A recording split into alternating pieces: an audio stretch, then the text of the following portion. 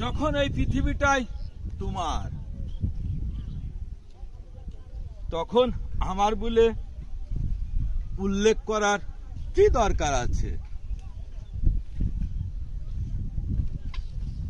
এই আমার শব্দ উল্লেখ থেকেই আসে সমস্ত বিভেদ। তোমার আমার শব্দ সর্বোপরি বিভেদের শব্দ। একবার ভেবে দেখবেন, সমগ্র পৃথিবীটা আপনার একার।